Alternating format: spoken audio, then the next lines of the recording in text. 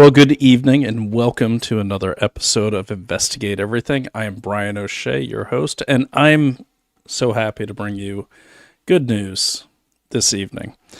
Now, over the past few months, really, we've seen so many people since Donald Trump and our government started making moves against some of the biggest oil producers in the world. Moves I think are ingenious. And tonight I'm going to explain to you why.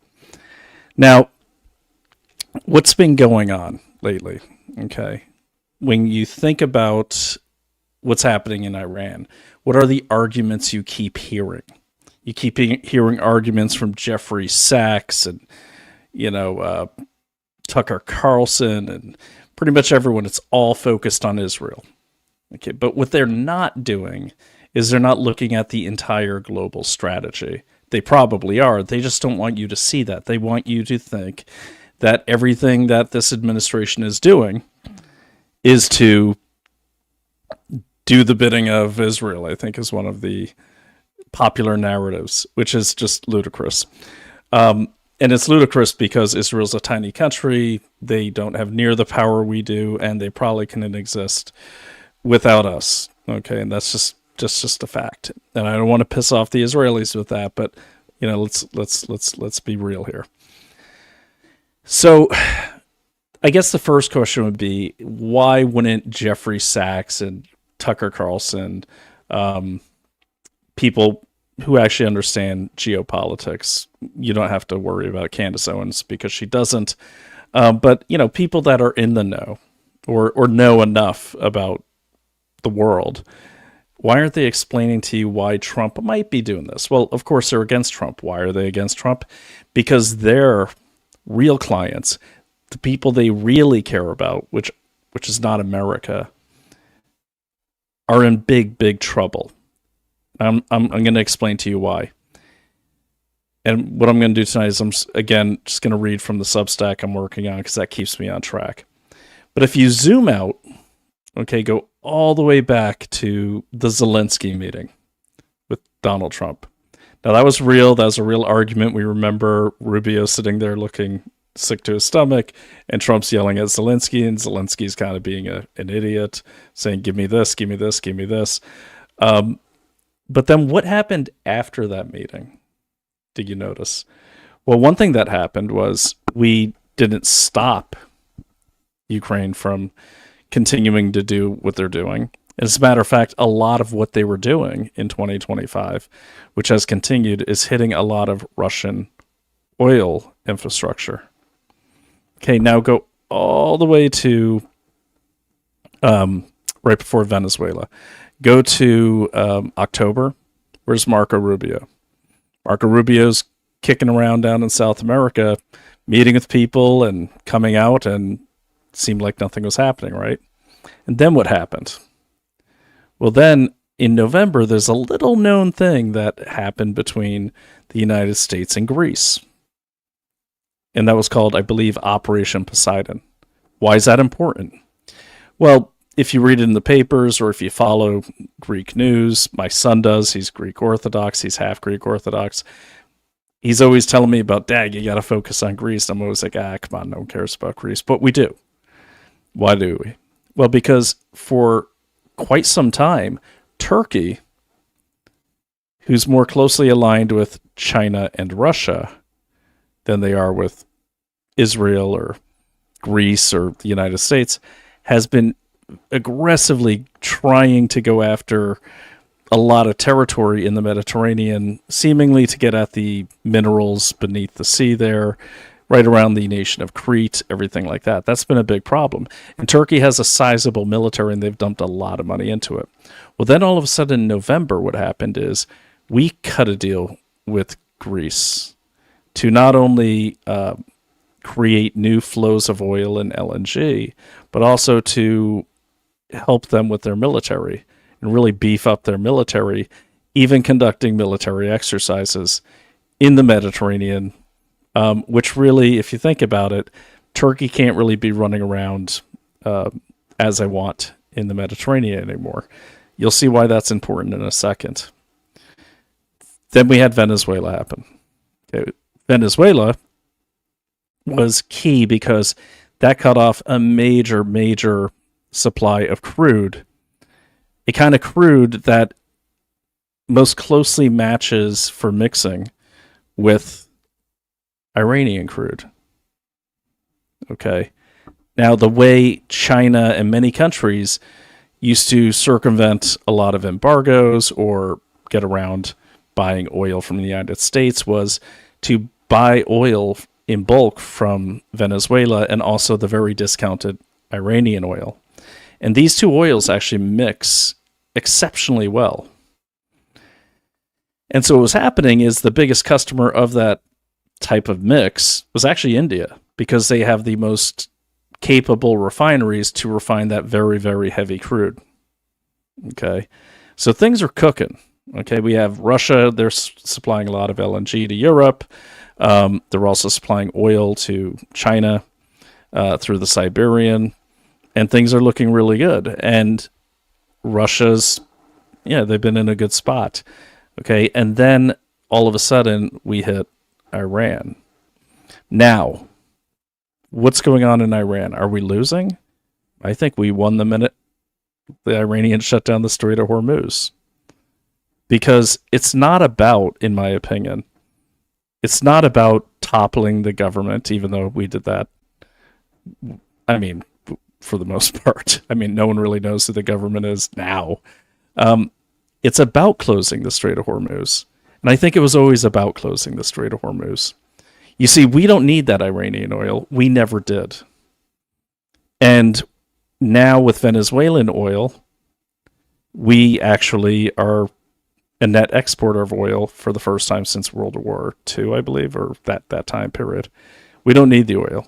Everyone else does, but we don't. So let me get right into it. Here's what I think is going on with Trump's global chess game. Why he and we are winning, and why that should matter to every American. Okay. How the United States is quietly strangling our enemies. Oh, gosh. Okay. Give me just a second here. I got the weirdest thing going on. Okay, got it. Sorry, I looked on my X and I saw someone's living room. I thought it was mine. It was just some post I had up. Okay, let me start again. Trump's global chess game. Why he and we are winning, and why it should matter to every American. How the United States is quietly strangling our enemies, particularly Russia and China. This goes way beyond our actions against Iran and includes an entire host of players that very few are talking about. Many claim that the Trump administration doesn't have a plan. Well, if this isn't a plan, then Trump is the luckiest man on earth again. First of all, Russia's got a cash flow problem. In the spring of 2026 now, something strange can be seen happening in the Russian economy. Russia's national wealth fund is collapsing. Now, the national wealth fund is like the country pension. It's like their liquid, really, that they draw off of for military spending and everything else.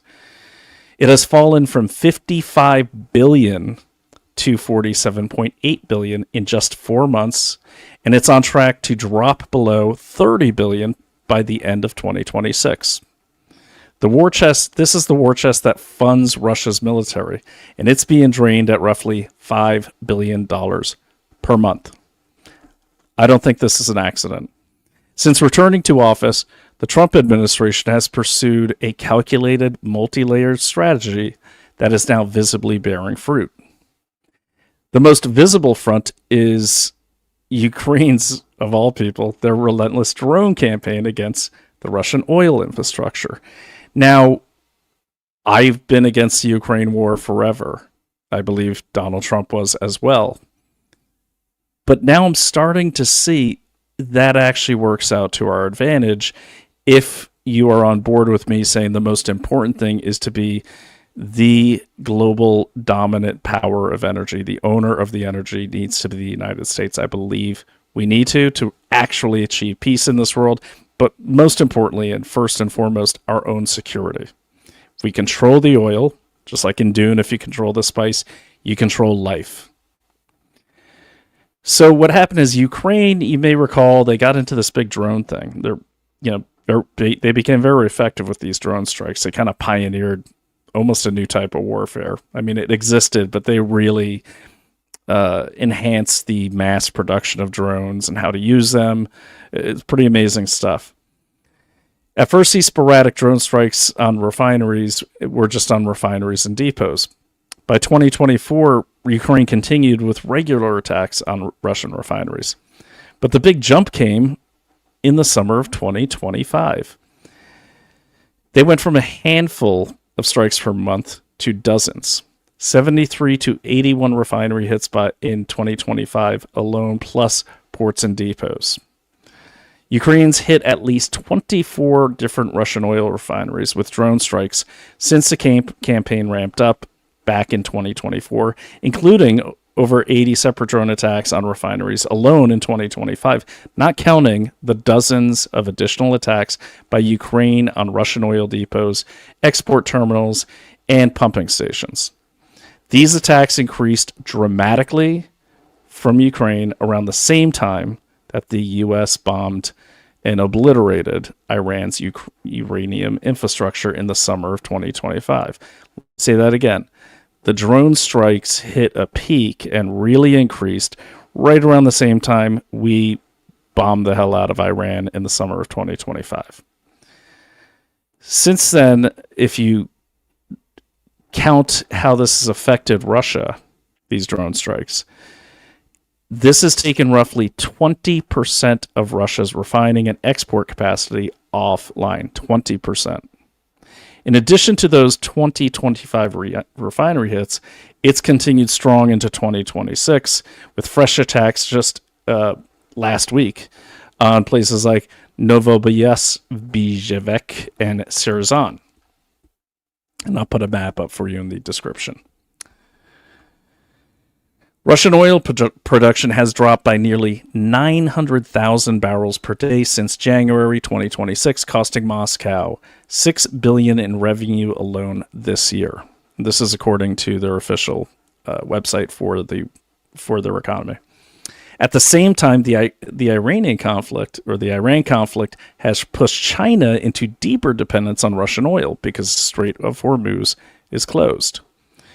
And even though the Iranians initially closed it, which I think we wanted them to, now we control the Strait of Hormuz. We can't reopen it. There's too many mines, but we can certainly determine who's allowed to go in and at least leave it.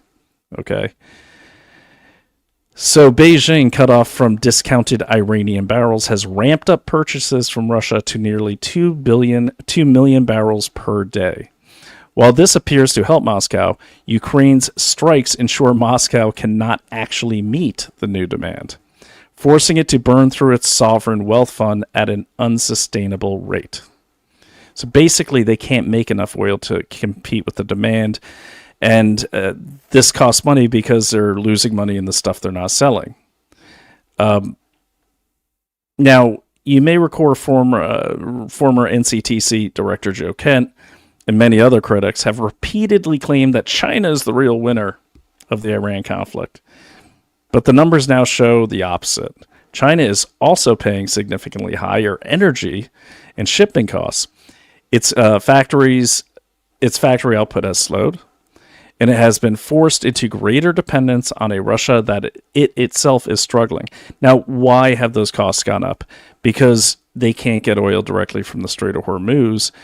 Things are coming through the Siberian pipelines, and any other oil they're getting from the Saudis, that has to go down and around, sometimes the Horn of Africa. Okay. Meanwhile, the administration has strengthened its position in the Eastern Mediterranean through a strategic partnership with Greece. Greece is now routing American LNG directly to Ukraine. While the U.S., Greek, Ukrainian naval exercises have become routine in the waters Turkey once dominated. You kind of see this chess game playing out? This has visibly constrained Turkey's ability to project power and threaten Israel as they have. So Turkey has been blustering about they're going to, not deal with Israel anymore, but they really can't do anything because now we're very, very active in the Mediterranean with Greece, their sworn enemy. The United States has, and here's another piece, India. The United States has also encouraged India to step into the energy gap, dramatically increasing its purchases of discounted Russian and Venezuelan oil. On the military front, India has also stepped up its naval presence in the South China Sea alongside U.S. forces. Okay, and I think right now, and I'll have to check the numbers as of today, that Venezuelan oil, that we don't control it, but we kind of do. The biggest customer of that right now is India. Billions have also flowed into the oil infrastructure in Midland and Houston. I was just out in Houston. Someone was telling me this back then. I didn't believe them. I was like, oh my gosh, it's like they were ready for it. Positioning America to capture market share as its rivals struggle. Many analysts and Trump critics insisted there was no coherent plan, that the administration was simply chaotic and reactive. The emerging results suggest they were very mistaken. Russia's war economy is cracking, China is absorbing real economic pain, Turkey's regional ambitions have been checked, and India is moving closer to the U.S. orbit. One senior official described the approach bluntly. We don't need to fight them directly. We just need to make sure they stay chained to each other while we control the exits. For months into 2026, the board looks very different than what the critics predicted. Trump's global chess game appears to be working. That's my working copy right now, and I have much more detail than that. But before we get started on that, I got a lot of comments. Let me put those up. Welcome, everyone, and this is going to be more of a Q&A. But because there's so much to go through, but I will, what I'll do is I'll take your questions and then refer to my notes so I can answer them for you. So if you want me to go deeper into the wealth fund, what that means, I've got that all up in front of me. It is vacation week with the kids, and my son has been occupying my time, so I'm not completely prepared, but you will have a full copy of this, and I'll add in a lot of the graphics to the recording, but I just wanted to reach out to you on a live because we haven't done so in a few days. All right, so first comment. Hey, how's it going, Kay? How are you doing, buddy? I want your opinion on Iran war in 2013. I think being in America First was all about fighting around one day, maybe one day, or if we can try to figure out how to. Perhaps. Because she goes on, I feel like groups like the Creepers and Libertarians, they adopt communist wordplay, but they don't know what they are doing, and they don't know the real. Yeah, I get it. And by the way, Kay is on a machine that is typed into, so just please excuse if it's difficult for you to read. And Kay, I hope you don't mind me sharing that. Goes on, people like Michael Yon and other people. Like Emerald Robinson that are against the war in Iran, they don't understand the ideology of America First. Okay, so I know what you're saying. So, and you bring up a good point, and I'm glad you did. So it sounds like what you're saying is, where is this America First attitude? I mean, people say America First, but do they really know what that means, and are they really on board with it? It's been my opinion that this country has been almost culturally trained to not want to be number one. It wasn't the case after World War II, but this kind of guilt at like, oh my gosh, we can't be the global superpower. That's bad. No, that's good. That's good because you don't want anyone else being the global superpower. We don't believe in equity, okay? We believe, in meritocracy, and we've earned our position at the top. And if anyone's going to be at the top holding that kind of power, I want it to be the United States. Because despite our faults like all countries have, we are easily the best country that humankind has ever had in terms of civil liberties, human rights, the freedom of religion. I know a lot of idiots say, oh, we're not really free, we're enslaved. Are you really enslaved? Anyone that says that has clearly never been to another country, or they've only gone to the Sheraton or the Sofitel in those other countries and never really went to those other countries. And yeah, and I hear what you say about like Emerald Robinson and Michael Yon. First of all, none of them are experts. Okay, Michael Yon's not a geopolitical expert. He's, he's had some good moments during the border crisis, but I think a lot of people are stepping out of their lane. I'm not claiming to be a geopolitics expert, but I did spend 2.5 decades as an intelligence analyst in the intel community, looking at all these places, both strategically and tactically. So I do have a world view on these things, and it's what I continue to do today, mainly for private clients who are looking for areas they might want to invest in. Okay, family banks, that sort of thing. That's why I look at the geopolitical picture all the time. So I need to try to predict what's going to happen there. Okay, so, but I hear what you're saying. There, you have all these people who are against the war. But have you noticed, Kay, that they are all talking off the same script? Now, I went into this on my last episode. It seems to me that a lot of these people are parroting the words of Alexander Dugin and ultimately Tsargrad television empire out there in Russia. Why would they be doing that? Well, they're probably getting paid. But the other reason is this whole Iran strategy, this America first vision of the world, this unipolar vision of the world that the Trump administration is turning into a reality, that really disrupts the plans for something called the multipolar world. Now, what is the multipolar world? That is the plan by the Russians made, mainly, that say we should cede power as the United States and have our own little quadrant, our own little region of the world, and then Russia will have theirs and China will have theirs. Venezuela, well, not anymore. But Iran, no, not anymore. But their friends will have other regions, and then we'll all live in peace as long as we stay in our regions. Here's the problem with that plan. It's a sucker's plan, okay, because they're all allies. We're the odd man out. We would never be so stupid, okay? Now, when I hear people who are so against the war, I hear them talking, and most of them, I mean, it's like the game of telephone. Like most of them, they just don't know what they're talking about. They just don't know. I'm very disappointed at my friend Brandon Weichard, who's still my friend, and I respect him greatly, but I think the problem is for those who are legitimately concerned about Trump's plan, they're kind of looking at warfare through the lens of traditional war planners. Okay, I know Brandon's worked around, the Department of Defense as a geopolitical analyst, and I take nothing away from him. He's incredible. But the only way to analyze what Trump might be doing is to look at historical examples of other leadership.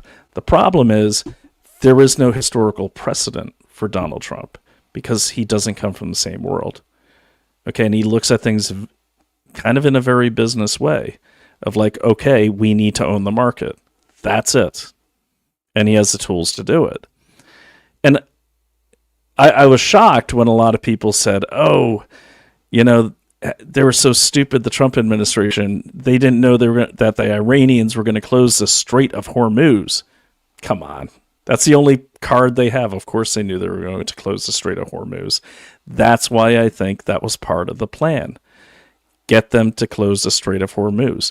Now, at the end of the episode, I'll play an Instagram that Trump said, and I could read it to you now because I was putting myself through my weekly torture ritual of reading the Boston Globe because I'm in Massachusetts this week. But does it seem like Trump's in any rush to open the Strait of Hormuz? No. Why would he? That literally, it's kind of like this. Let's say Iran had a lemonade stand and they had their whole neighborhood over there. And they beat people up if they didn't buy their lemonade. And people didn't really like them. And their lemonade employees hated them because if they didn't pick enough lemons, they got shot. And then, of course, the United States is over in the other neighborhood, and they got a lemonade stand. It's very good lemonade. No better, no worse than the Iranian lemonade. Okay. And we keep getting complaints saying, hey, these guys are real jerks. They're really messing it up for everyone. Can you do something? We're like, no, we can't do something. And then, of course, Israel's saying, no, really do something because we want to ensure our security. We're like, cool your jets. But then we see an opportunity. And what is that opportunity? Okay, that opportunity, I don't even know if you call it an opportunity. It's more like the clock is ticking. Because let's face the facts, we're not going to do great in the midterms unless some things turn around and people get out there to vote.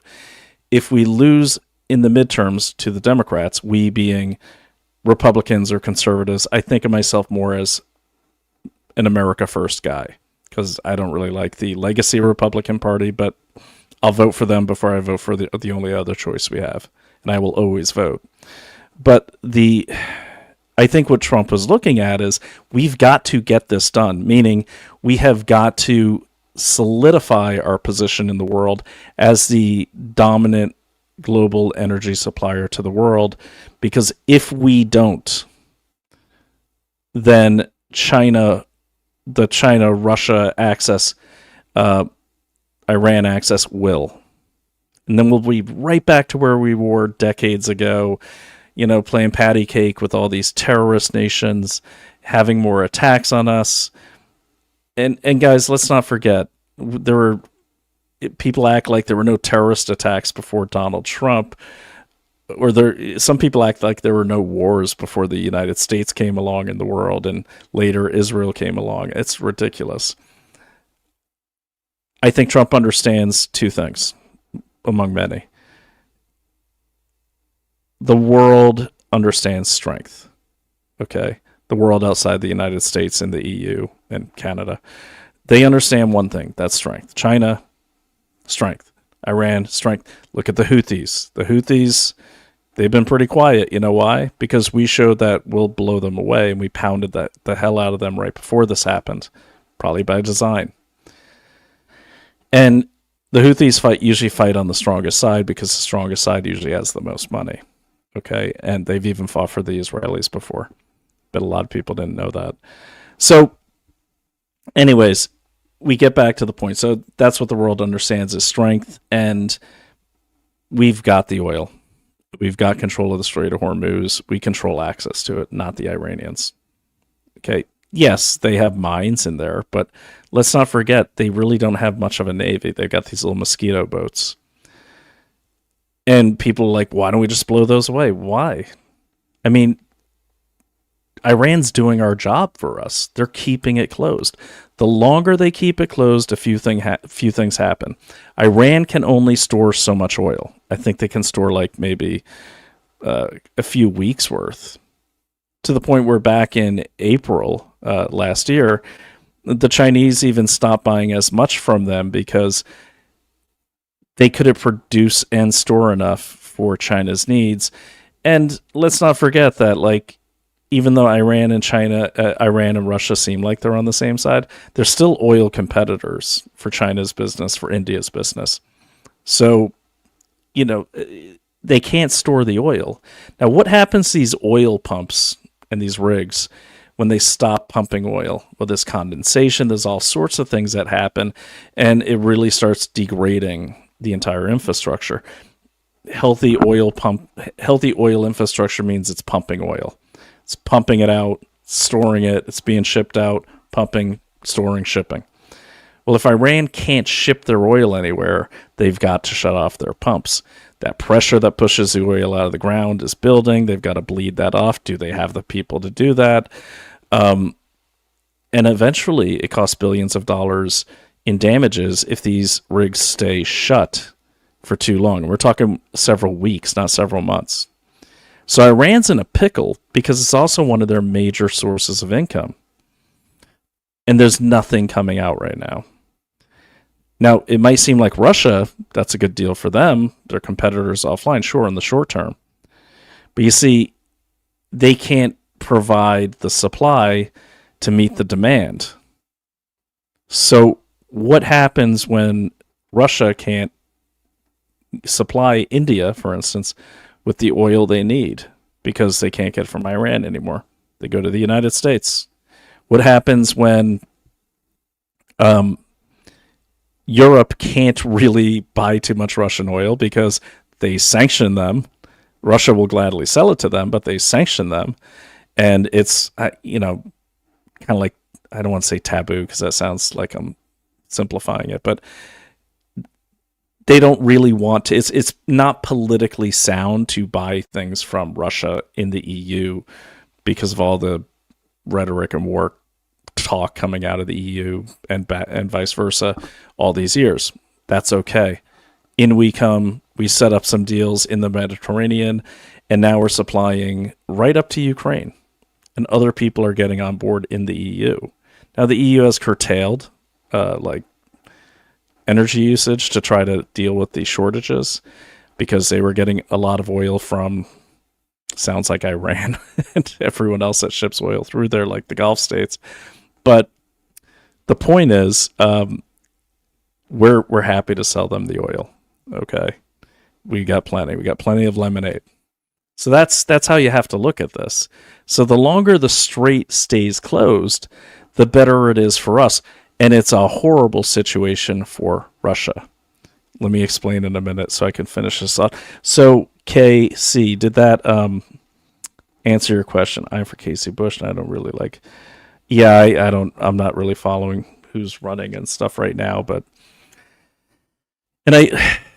Yeah, we'll get to the influencers on another episode. I want to stay on track, though. So, Jennifer Lynn Monroe. Hello, Jennifer Lynn Monroe. Tell your wife I said hi. My wife has a lot of fans, Naomi Wolf, and I certainly will, Jennifer Lynn Monroe. And thanks for joining the show. Okay, hash, thank you very much. What are you talking about, Michael Young, in this idea of somebody can say China can get oil from?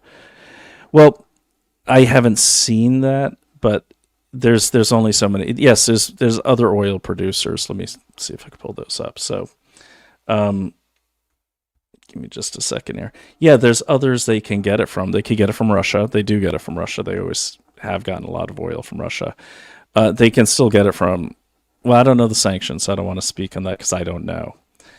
But what I will say is it's harder for them to get it, and we're putting a stranglehold on it. Okay, because don't forget that we also now have a military deal as of last month with the Indonesians, which means we're going to have a lot of military vessels running around the Strait of Malacca, another import shipping lane for China. So you see, we're kind of isolating China, kind of squeezing them, strangling them, as I said in my title. But let me see. Here's my honest take. China supplies component. That's well, yeah. And here's another thing from I got a ton of notes here. I think I've been trying to figure out why China would be supplying a lot of the key components for drones to Ukraine. Okay, that to me is a little strange. I mean, I think China is making money on that, but like, even though Ukraine makes their own drones, they more assemble their own drones, but they get those key components, the majority of them, from China. But China's an ally of Russia, and those drones are causing Russia a lot of headaches. So what's going on there? I don't know. I mean, maybe it helps China keep Russia in check, even though they're allies. They've always been like an abusive marriage. And that's another one. Anyone can send me a lead on that, any articles. I gave up on that question because it was just taking too long to answer. Because China also supplies Russia. They give them a lot of indirect support, a lot of dual-use goods. And they've also sent like over 300 million worth of drone parts to Russia. So they're arming both sides of that conflict. They're keeping that going. But they started doing that prior to the Iran conflict.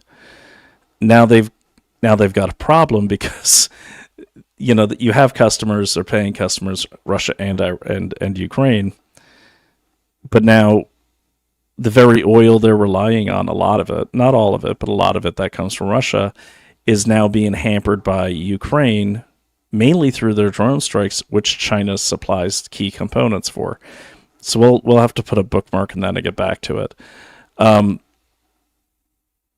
And China has increased significantly its imports of Russian oil and gas since the Iran conflict began. In the first 3 months, actually, China's imports of Russian crude jumped 18% compared to the same period before. That's a lot. Gas imports through the Power of Siberia pipeline also rose sharply, hitting record volumes in February and March. So that's good and bad. Again, Russia, I don't think they can keep supplying that amount of oil. Okay, so so they've increased their seaborne crude. China's imports their seaborne crude from, it looks like, just looking at the print.in, an Indian publication, and also the Financial Post. I mean, they've had a major jump.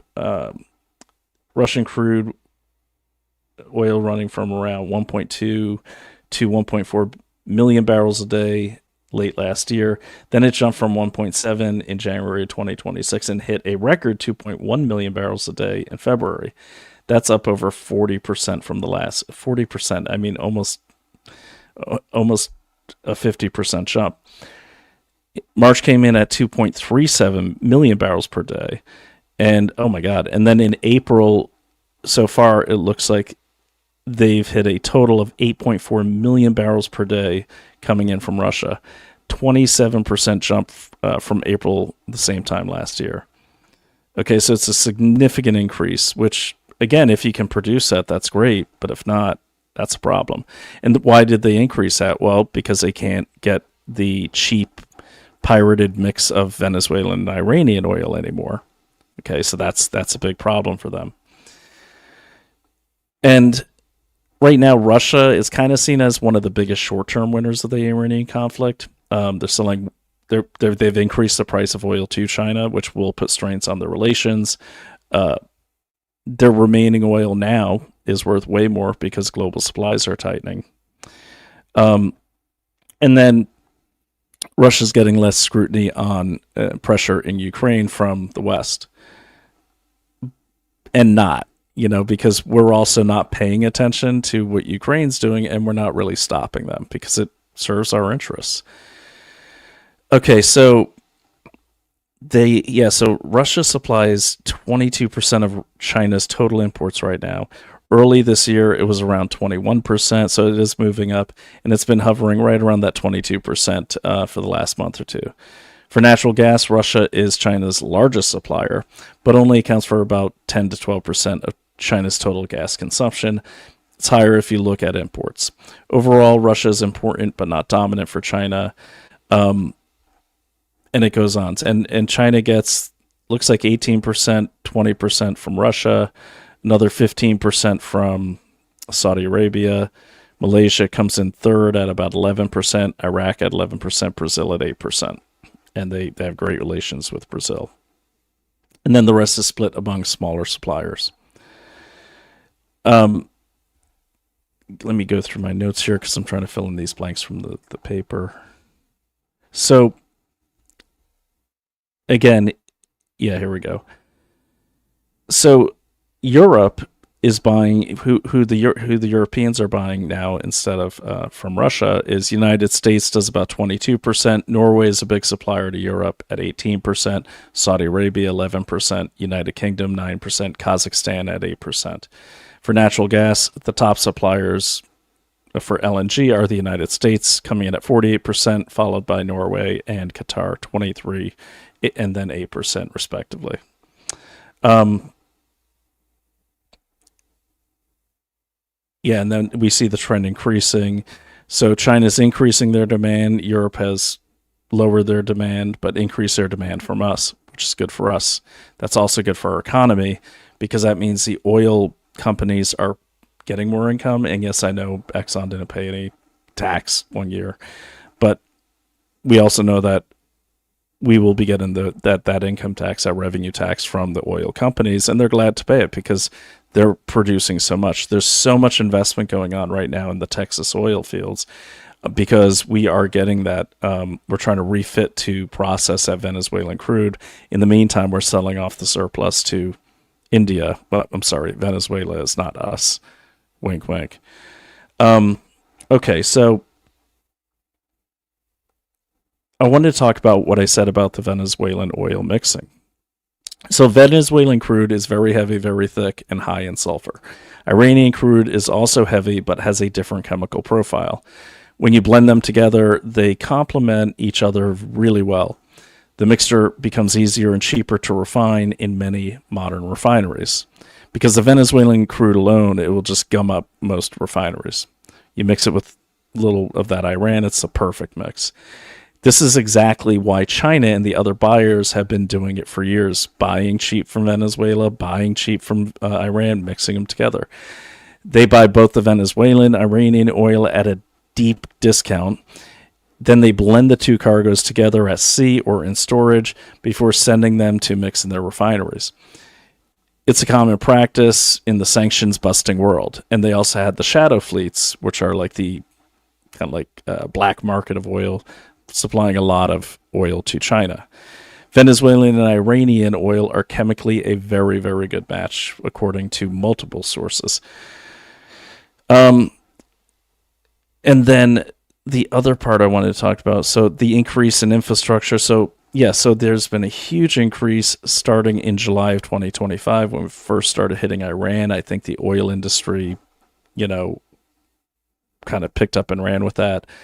But companies like Energy Transfer are pouring billions into new natural gas processing plants and pipelines. And if you go out there, you could see it all happening.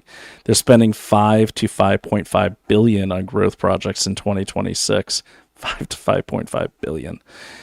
With major focus right now on Midland, which is, if you watch Landman, that's all shot in Midland, Texas. I highly recommend watching Landman. Just, if anything else, have an appreciation for the oil industry, but you can learn a few things from it. I hope they do another season. I love that show. In Houston, the big story is pipeline expansions and higher utilization of existing systems, bringing more premium crude online. This is from MRT.com and ZEHlaw.com that I'm reading from. In Houston, the big story is the pipeline expansion and higher utilization of existing systems, bringing more Permian crude into the area. Several major pipelines are running near full capacity, and companies are investing in the NGL pipelines, fractionation, and export infrastructure to handle the increased flow. Overall, the trend is upward for U.S. oil, especially on midstream pipelines and processing, rather than just new drilling rigs. So they're not like looking for oil, they're just looking to process oil they already have or oil that's coming in. The Iran conflict and tighter global supply have made these investments way more attractive. So if you look at the oil stocks, they're doing really well. Big increase here. I'm going to skip that. I've got some great maps for you guys. Okay, so now let's talk about the current state of the Venezuelan oil industry. So as of April 2026, and just so you know, my same sources, production is running at about 920,000 barrels per day, up slightly from last year, but still far below its historic peaks. Really poor infrastructure, still crumbling, is not really well taken care of by the previous Venezuelan governments. Many of the fields and refineries are in bad shape due to the years of underinvestment and sanctions. And by the way, those are the things we built that they stole from us. Right now they're producing about 920,000 a day. They're exporting about 650 to 700,000 a day. Their biggest exports go to, the biggest buyer right now is China. And that's changed. And that's why China has had to increase their buying from Russia, because they used to be a big buyer of Venezuelan oil. As of March 2026 production, they're doing about 1.9 million barrels a day. Exports hit okay. They're both exporting, largest buyer. Yeah, so India has become the largest buyer of Venezuelan oil. Okay, and our relations with India have never been better. And I'll put those charts in the description for you. Why has India stepped in? They needed the oil. India is the world's largest, third largest oil importer and always looking for cheap crude. They get a deep discount on the Venezuelan oil. I'm sure we had a part in that, making sure that India gets cheap oil. Okay, now, why do we care? If you don't know the relations between India and China, they really don't like each other, to say the least. But since December of 2025, the relationship between India and the United States has actually improved a little bit. And there's been no negative shifts. Trade and defense cooperation have continued to grow. The U.S. and India have just completed another round of joint military exercises in March. The big positive development is the U.S. has been relatively quiet on India's continued purchase of the discounted Venezuelan oil. There's been no new sanctions by us against India or public criticisms. And both of us are looking to counter China in the Indo-Pacific geopolitically. Overall, it's the smoothest periods of relationships in the last few years. The Trump administration appears they've taken a pretty pragmatic approach with India, prioritizing strategic partnership over lecturing them on oil purchases like the Biden administration used to do.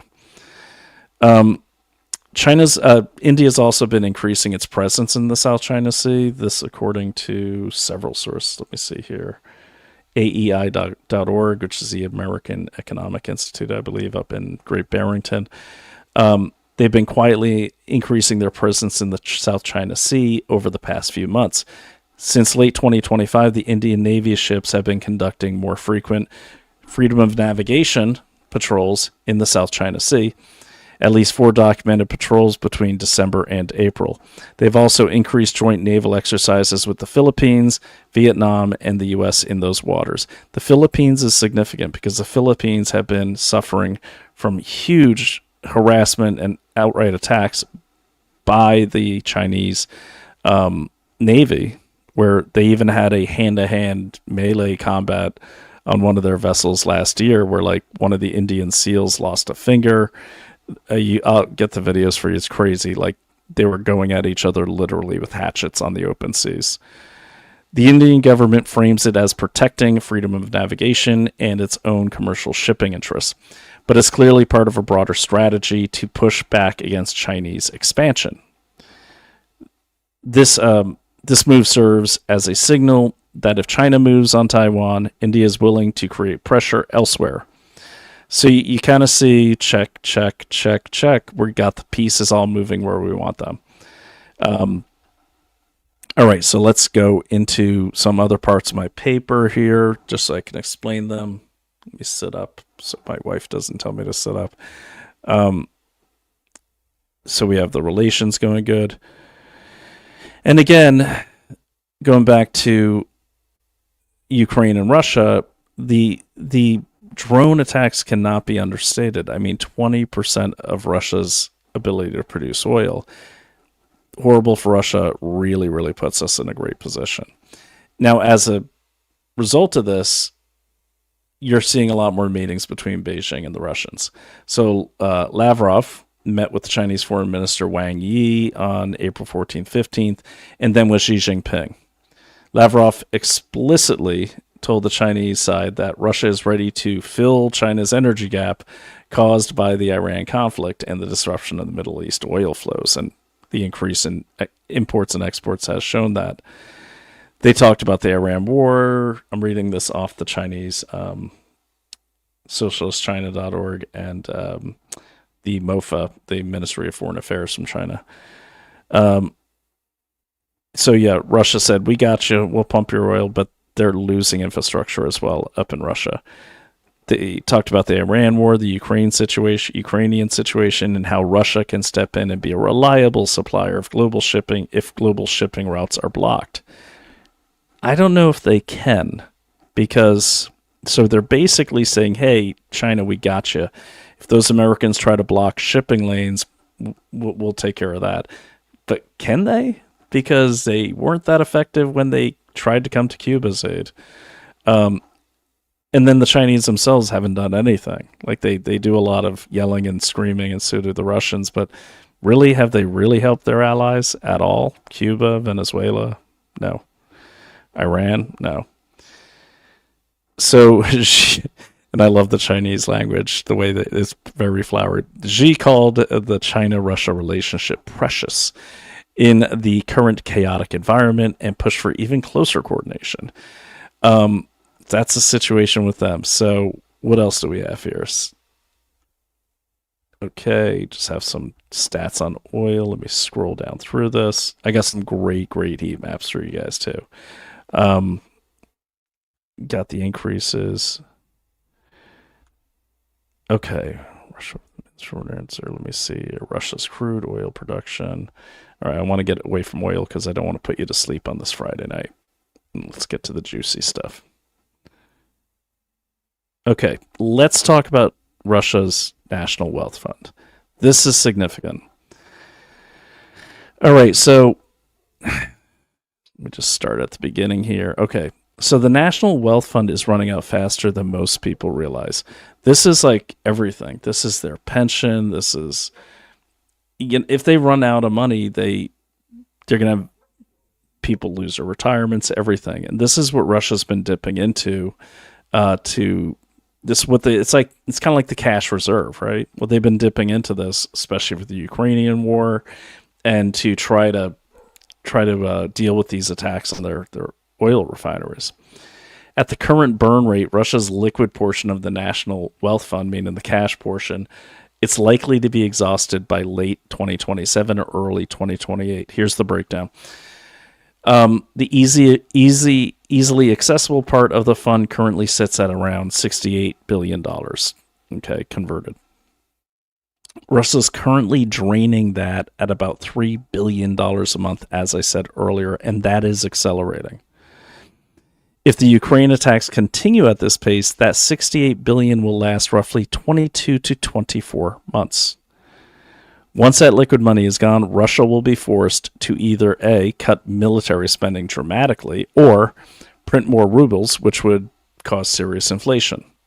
The more money you print, if you're not the prime currency, the less it's worth. You may remember the, Argentine down in Argentina before the current president got in. Even Tucker Carlson was down there showing how he had to have a shopping bag full of money just to have enough money to get around because it was just so worthless. So the oil infrastructure attacks aren't just hurting the current revenue. They're slowly starving Russia's ability to fund war long term. Now, here's the silver lining there. We have the ability, now that we own, and we do control the Strait of Hormuz, and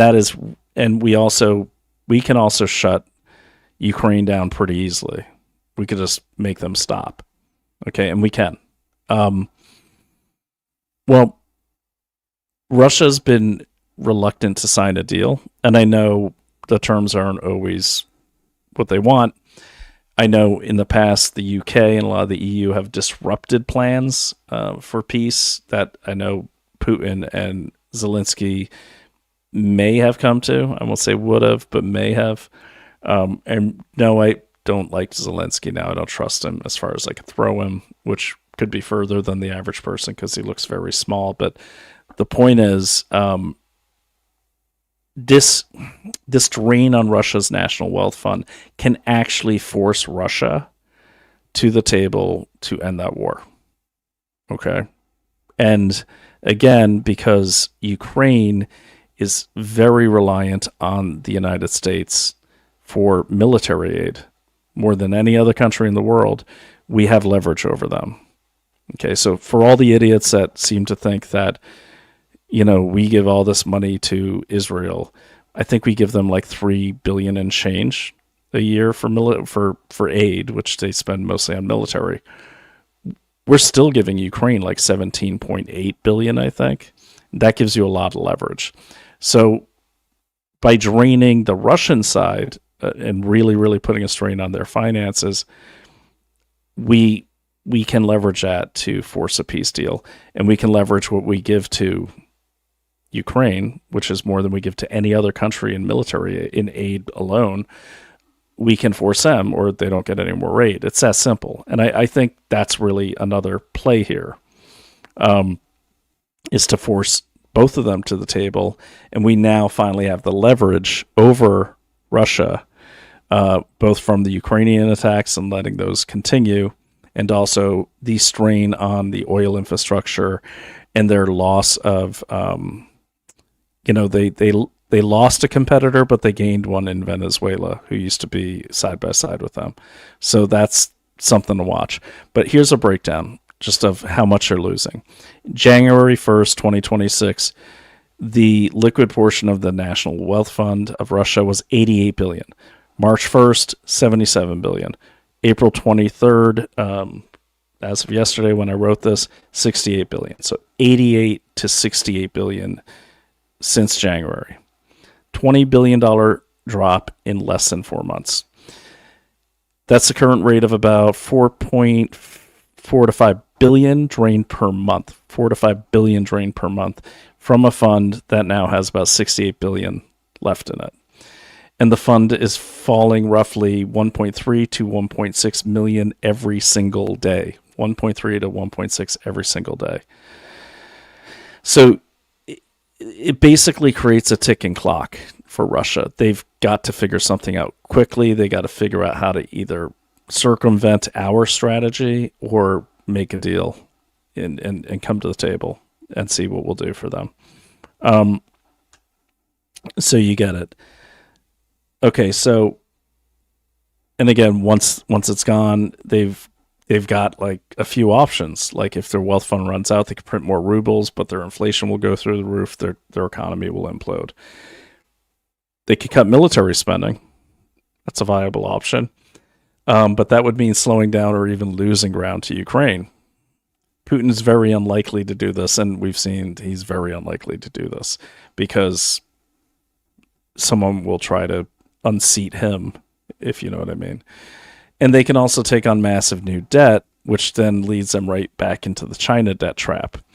They could borrow heavily from the international market or China, but because of the sanctions, they would have to pay extremely high rates. So basically, they only have a few options. The Russians only have a few options to go to get money. Okay, China's a big one. But with no one else offering or able to give Russia money. And let's not forget, the EU can't really lend that much money because they don't have that much money anymore. They have to go to China, and that's kind of like the mafia. Like, okay, yeah, we'll give you a good rate. We'll give you a good rate. 18.9. It's like, China's like the global, to Russia, they're like the global, like, payday loans. A lot of analysts are saying, according to Forbes, a lot of analysts are saying that they're going to do some modest spending cuts and they're going to print more money. Not good. That would weaken the Russian economy significantly by late 2027 or 2028. So we're getting towards the end of Trump's term with those years. So this is where I think this is really ingenious of the Trump administration to do. This is like pushing a boulder up a hill with our enemies. Once they get to a certain point, it doesn't really matter what a woke, crazy left-wing government tries to do because the ship has sailed. The economy's crashed. Military spending has died. People have left. China's cut new deals with new countries, which really disrupts everyone's plans. So even if Trump gets hamstrung by a Democratic Congress, as long as these moves are made and we've drained the Russian fund, okay, and we've solidified our relationships with both India, the EU, and now Canada. We have a new oil energy deal going with them, some pipeline running through the western part of the country. That bill was just signed last week, I believe. It doesn't matter. The deals are in place. I mean, it matters, but the deals are in place. So the Democrats or the crazy, whoever gets in, or the rhinos, they can't really mess it up that bad because they can't really do anything to it. So that's good. That's really good forward thinking for a guy who supposedly has no plan. But here's how the Iran conflict has been a real drag on China's economy. Spike in oil prices, Brent crude, which is the standard, jumped from $68 a barrel in December to over $92 in April. High energy costs are squeezing Chinese factories and transportation. And also LNG is a big thing too, because that's how that's how you produce electricity is with natural gas, pushing those turbines. This also constricts China's ability to really ramp up their AI, because you need those massive data centers which draw a lot of power. If you don't have the LNG coming in, because China doesn't really make a lot of its own energy, they import most of it. If they don't have enough LNG to power the new plants to run these data centers, they can't really expand their AI as quickly.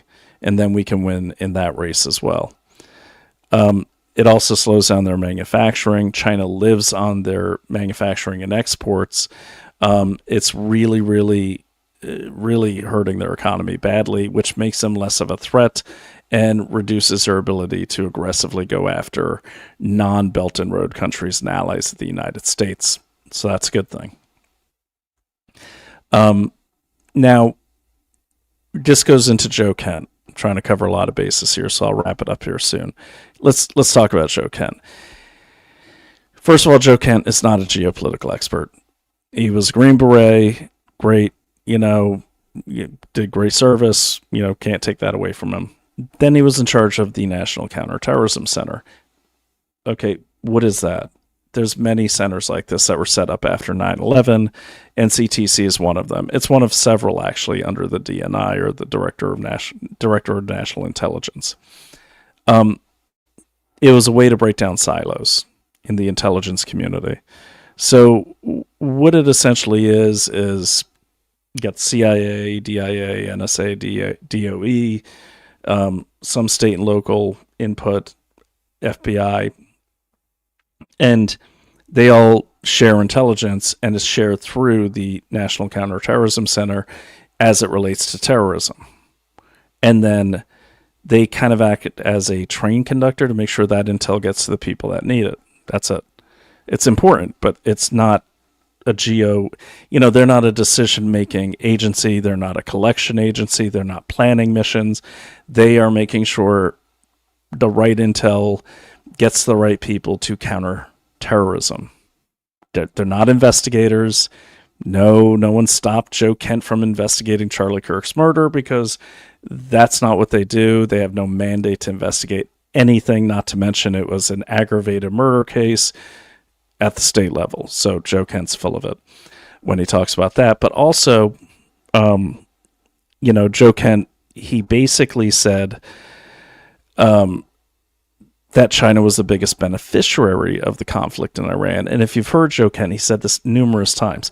I don't know, except for what he could read maybe in The Economist, I guess, which is, a rag, where he's getting this from. But they're actually the biggest net loser, China is, from the Iran conflict, not the biggest beneficiary. Here's why. China is paying much higher prices for oil. They went from buying heavily discounted Iranian crude to paying nearly premium prices for Russian oil. Their shipping costs have exploded because the chaos in the Strait of Hormuz has changed their shipping lanes. Their manufacturing and export growth slowed sharply in first quarter of 2026, I think by 18%. They've been forced into even greater dependence on a weakening Russia, which itself is struggling with the Ukrainian attacks. Russia is the real beneficiary short term. China is absorbing higher costs and supply chain pain. That is their bread and butter, is supply chain and manufacturing and exporting cheap goods. And the other thing is, I just don't see how China is benefiting really at all from this conflict. They're the net loser. And then here's I tried to do a side-by-side comparison with what this would look like with and without the Iranian conflict for Russia, for their economic situation. So without the Iran conflict, they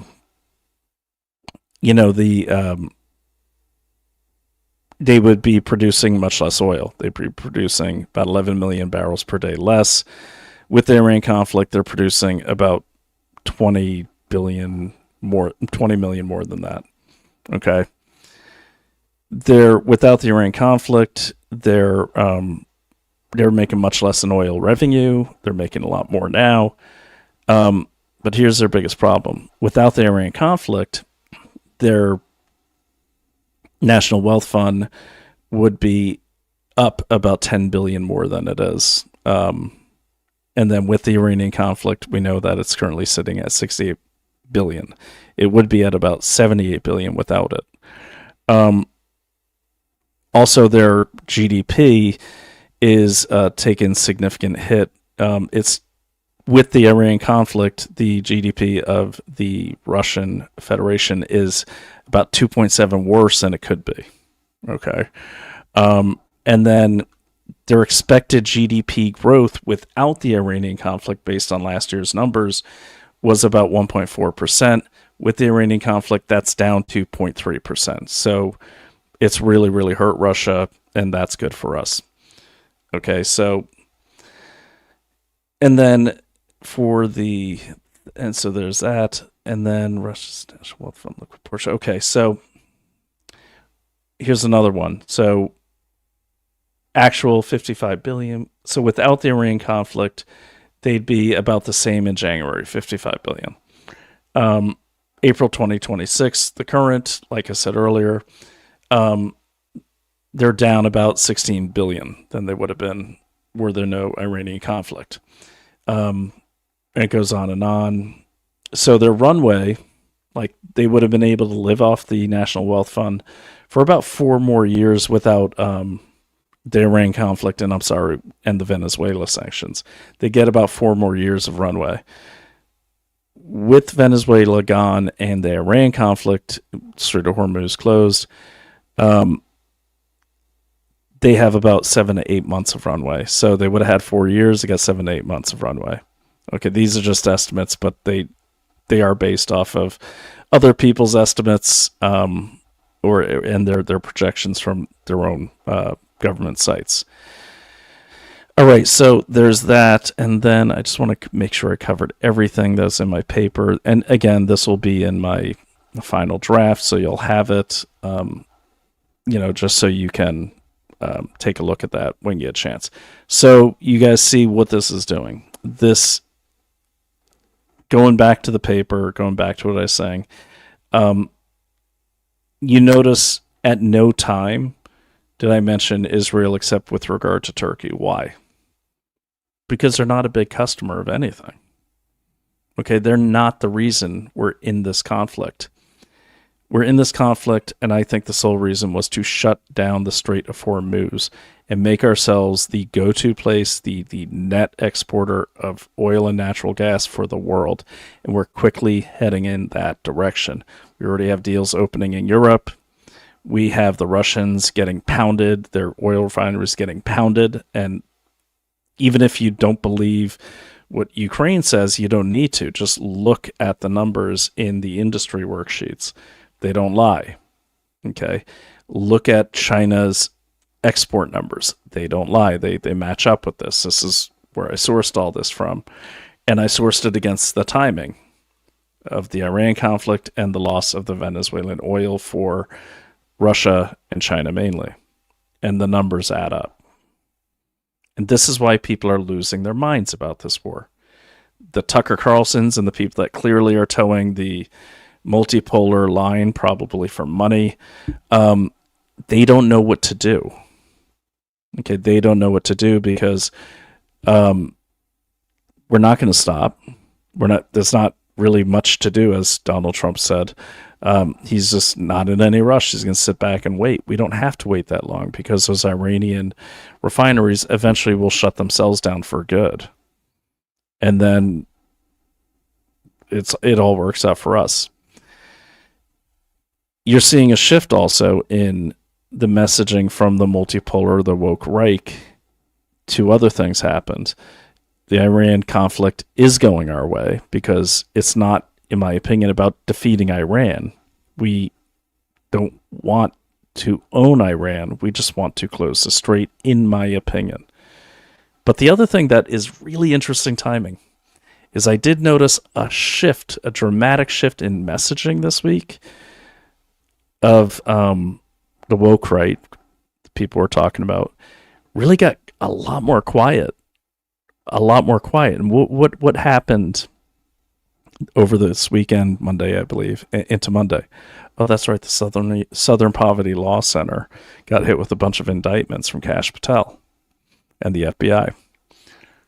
Now, I'm not saying causation and correlation are matched up here. I am just saying you can't help but notice a coincidence. And then hat tip to Laura Loomer. I was watching her show earlier. She also noticed that Candace Owens and Nick Fuentes both canceled their podcasts this week and are both in Italy at the Vatican. And then we had the Pope, who was condemned, kind of, towing the woke line against Trump, saying you got to stop these wars. And, I think Trump basically said the right thing, mind your own business. I am no fan of this Pope, not from the get-go. And I am Roman Catholic. I am a confirmed Catholic. I have a right to say this if I want to, So I've never been a fan of him. He's done more trips to China than anywhere else before he became the Pope. He's done nothing except toe the line for the Chinese version of Catholicism in China. He's not speaking out against it at all. He apparently carried a picture around of some dead kid from some African country that turned out not to be dead. I think the guy's a total communist. I can't stand this Pope. I don't like this Pope, and I'll be glad when he has another job. And he's just so political against the United States, and he's American. But be careful when you start seeing some of these woke right talking about Trump being the most anti-Catholic president ever, which is bonkers. And what I did notice with the influencers, if you could call them that, they started pulling up where the FBI and the DOJ is going after Catholic charities for fraud and possible human trafficking. Well, Catholic Charities was instrumental in the human trafficking around Biden's open border. J.J. Carroll and myself, who are on different sides of a lot of arguments, we had a show together back then called Unrestricted Invasion, and we hammered, and J.J., he'll be the first to tell you, Catholic Charities is one of the main vessels for which this kind of fraud and human trafficking has been occurring. And other religious groups too, like Jewish Family, not religious groups, but NGOs that bear the name of a religion, I should say. But like Jewish Families, Catholic Charities, so many of them. I think, honestly, those, their religious labeling is kind of like their beard. All of those NGOs involved with the border, the open border, they're all scumbags. Because under their watch, a lot of children have gone missing and still have not been found. They were the ones facilitating getting people to the buses, getting their plane tickets. Hernando Arce, another good guy on the border reporting, great guy. He was down there watching it and recording it, and great reporting. So when you hear things like, oh, Trump's going after Catholic Charities, so he hates the Catholic Church, first of all, they're two different things. And second of all, of course they're going after Catholic Charities because that's what we asked him to do, and he should. Catholic Charities is horrible, and they're corrupt, and they're disgusting, and they even had one Hunter Biden on one of their boards one time. I will pull the paper. I found that a long time ago, and I couldn't believe it. So don't believe the hype. Trump's not anti-Catholic. He's not anti-any religion. He is America first, and he is delivering on those promises. He is going after the corruption, and you see it happening. You want to figure out who they're going after next. Just see who attacks Kash Patel. I mean, look what happened. It's like right before Kash Patel announces his indictments on the Southern Poverty Law Center, The Atlantic comes out with an article about his drinking, and he's got a drinking problem. And all the sources for the entire article are anonymous. And they're ridiculous, too. Like, Dan Bongino was his deputy, but they never contacted Dan Bongino, according to Dan Bongino. You would think that'd be a good source. Dan Bongino's a private citizen now. They never did. It's a total hit piece. And it goes to show you like how all these things are tied together. The same people attacking Kash Patel, Atlantic, and the Atlantic Council, the same people attacking him are the same people attacking Donald Trump about Iran, Venezuela, Cuba. And then it's because it's defeating several different plans, and I won't get into it tonight because it's too confusing, because there are competing plans at that Titan level being like the Soros Open Societies network, apparatus, the Dugan multipolar network apparatus. These are two different ideologies, so people know. A lot of people say the left and the right are coming together, and that's not true. There's what I call the Soros network, which is open borders, no sovereignty, global, we're all citizens of the world ideology, and that's where Soros benefits the most in that kind of situation. Kind of a global currency, digital currency, control. You'll have nothing and be happy. That's the Soros network. The multipolar network, they're actually a little different. They're highly nationalist. They believe more in nationalism, but you stay in your sphere, we're going to stay in ours. But we are not going to cede anything to our enemy countries because they think it's fair.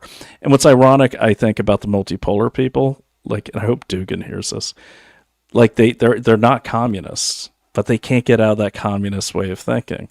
Because if you think about this, right now the United States has the most power and influence in the world. We've earned it. We've earned it. But yet the multipolarists or multipolar people, they want us to cede our power so that everyone can have equal shares of power around the world. Does that sound like equity to you guys? Sounds like equity to me. So they're more communist than they think. And go back to my last episode and watch Jeffrey Sachs. I'm going to do a whole thing on Jeffrey Sachs because that guy, he's so obvious against this country. Well, maybe not against this country, but he's so in bed with this whole multipolar concept. It's just like he's almost becoming a whiny B-word about it. Like he was yelling on one podcast, like, people need to remember that it's a multipolar world now. They better start acting like it. He actually said that. And he seems frazzled. He was just on Tucker Carlson like today or yesterday. I was listening to that earlier. It got me off track, but I'm listening to him, and it's like now that I see this strategy that I've explained to you,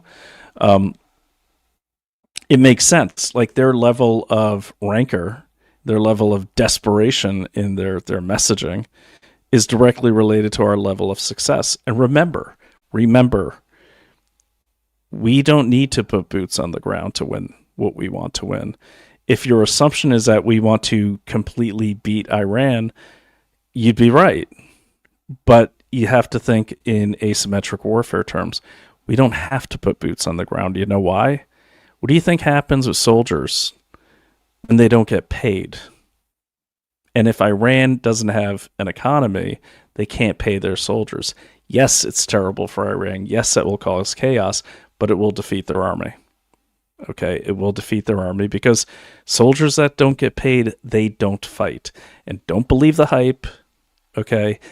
Most soldiers are like 18 to 45 years old, tops. 45 be ancient in the military, in any military.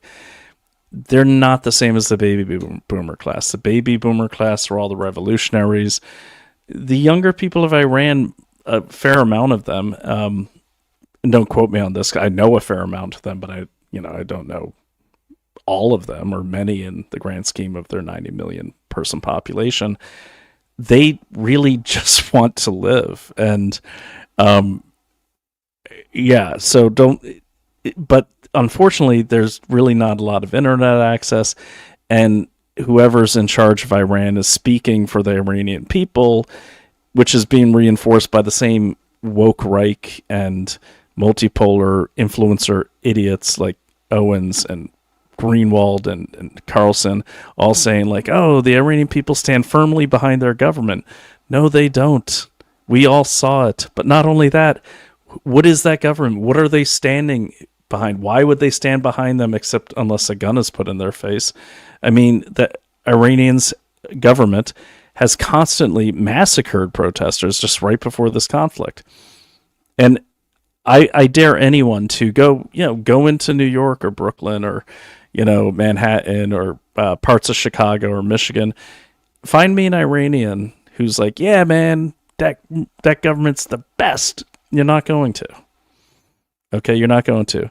Now, Jeffrey Sachs, he'll meet with, and he's gone to Iran a few times, he's meeting with the government. So what do you think they're telling him? No, our people hate us, actually, Jeffrey. They hate us and they want to overthrow us. No, of course not. But these people want you to believe that we're the bad guy. We're the bad guy. Why do the multipolar people want you to believe that the U.S. is the bad guy? So they can get public pressure to force the government to pull back into our sphere of influence, thus lending into the whole multipolar strategy. Iran comes in because without Iran, the multipolarists especially, have no leverage at all. And so the questions I do have that I can't answer is why is China supplying both sides of the war in Russia and Ukraine? Because ultimately it will hurt China, and the Chinese are known for long-term thinking, so I'm surprised by that move. And also, the other thing I'd be really, really curious to figure out is why are the Europeans not playing better with us? Because eventually they'll need oil. And you think they're going to get a good deal? I don't think so. Now, we know why Spain's not playing, because Spain is indebted to China up to their ears. Actually, it was in spring of 2024 that Spain announced that Palestine's a state. Never had they done that before. And guess what happened 3 weeks before that? Oh, yeah. They got billions of dollars from China to build their infrastructure as part of the Belt and Road. So, just look at those things. And then China also kind of owns them. Remember that big power outage? Go back and watch my episode about that. Pretty sure China caused it because Spain was not playing ball with the pork prices that China started importing pork from Spain because they refused to import pork from the United States, and we used to be their biggest exporter of pork to China, which is their key source of protein. So they went to Spain. Spain started playing a little hardball with the prices. Lights go out. The next day, Spain's like, hey, we struck a deal on the pork. Coincidence? Maybe. But just saying, read the room. Read the global room. It's a lot of coincidences like that around China. So that's why Spain's being the way Spain's being.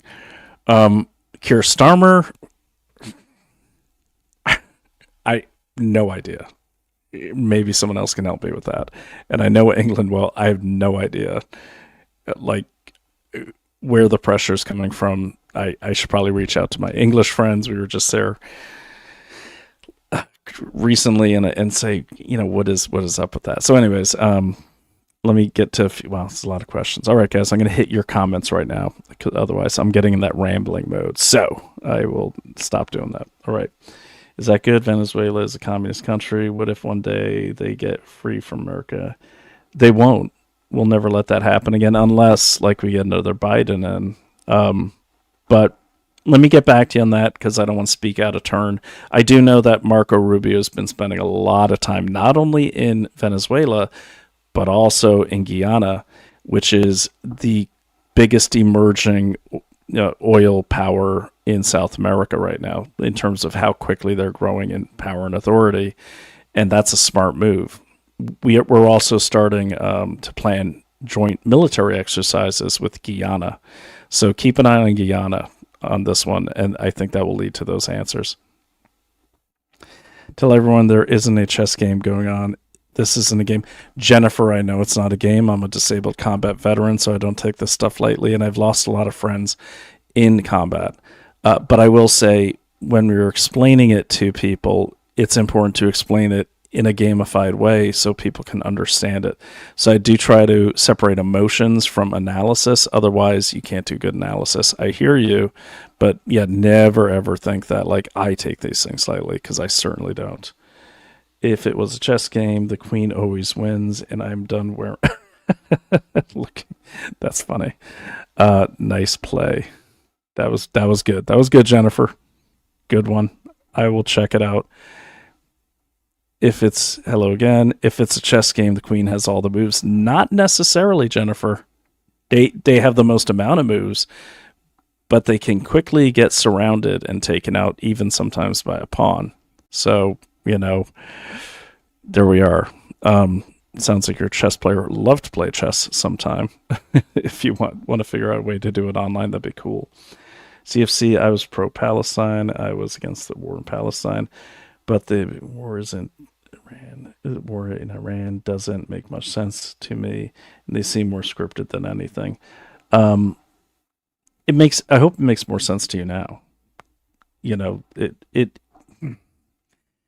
If you're the tough part about this time period is a lot of the people that are influencers for the multipolarists they tend to lean isolationist. That'd be nice. It'd be nice if we could all stay in our own region and live happily ever after, but the world doesn't work that way. There's always expansionists. And even though people call us expansionists, we're not really taking territory. Except we do need Greenland, and I hope that happens. And I think, the Greenland people would love it too, because they're going to make a ton of money.